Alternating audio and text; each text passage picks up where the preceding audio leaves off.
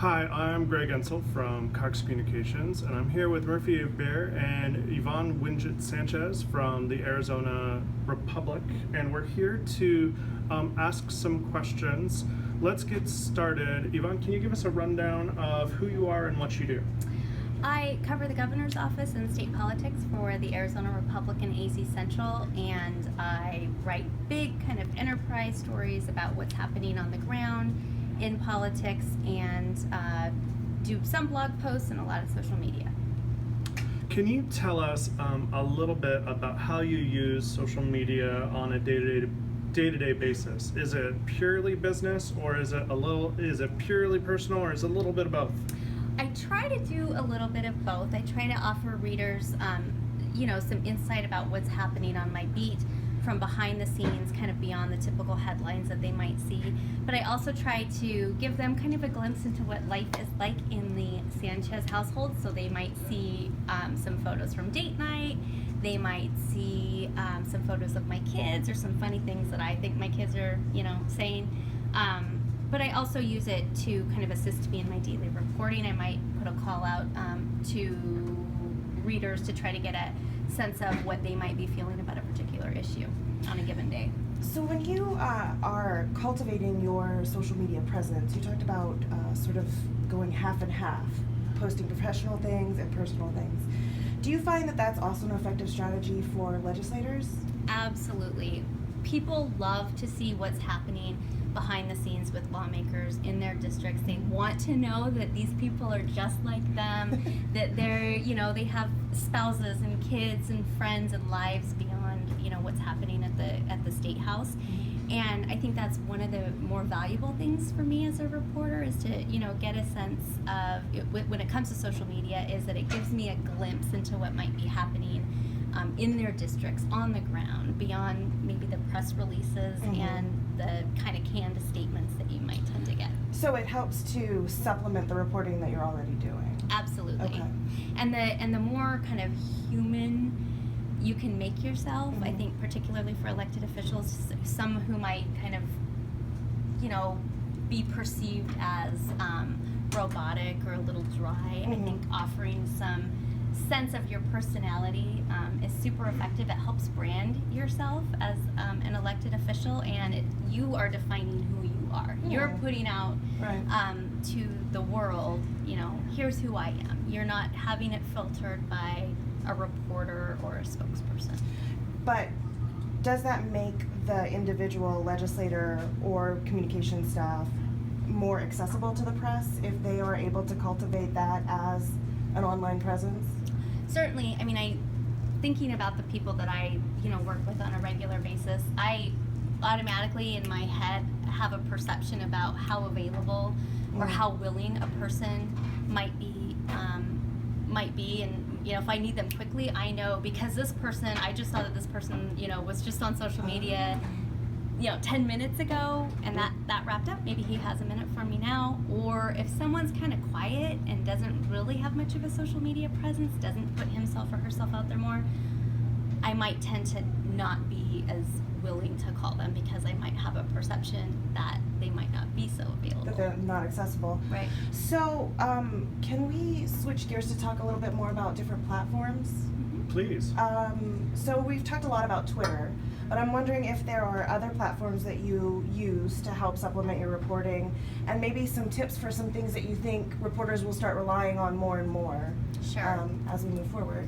So I use Periscope is my now go-to thing. Everyone loves Periscope. They love videos. Can you talk a little bit about what Periscope is? Sure. So Periscope is kind of like the video version of Twitter. Okay. So whereas before reporters tended to live tweet court hearings or news events, now we're live videoing it. So we are giving you a live stream video of what is happening. So occasionally I will do that at a press conference, and it's just with your phone. It's with your phone, and it's just an app just like Twitter or Facebook.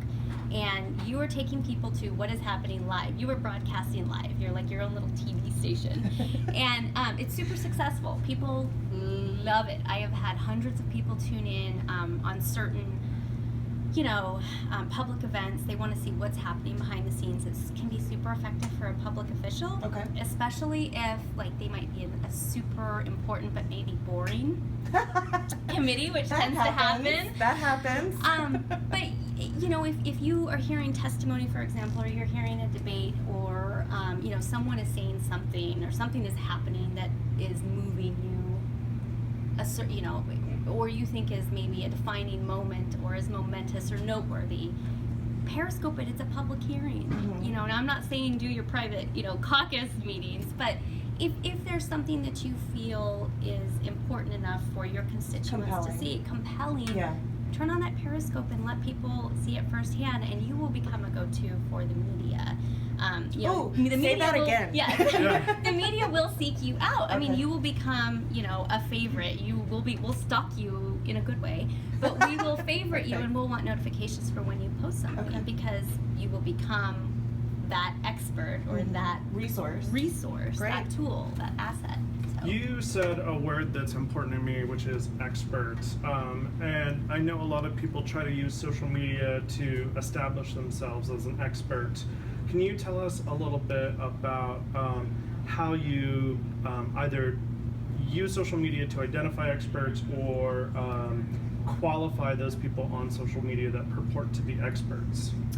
So, and this becomes really important when you start talking about credibility, because that's the one thing that we have is our credibility. Right. And so, if I start to see a credible voice, or a voice that an authoritative voice emerge during a debate, a budget hearing, a newsworthy item, if I start to see kind of a feed or some analysis from someone, I'm going to go to you. You know, Okay. I'm going to tweet you, I'm going to direct message you, I'm going to ask you for your phone number, and I'm going to say, hey, can we talk? If you don't feel comfortable going on the record at first, maybe I'll use you as a background source. But if you are putting out there, you know, your own comments or feelings or speculation about what might be happening behind the scenes, you might emerge as one of those kind of go-to experts. And, you know, the relationship can be figured out later, on the record, off the record, on background. Mhm. You can use the information, but it cannot be attributed to you. But certainly you can become a key asset if you are willing to kind of put yourself out there a little bit.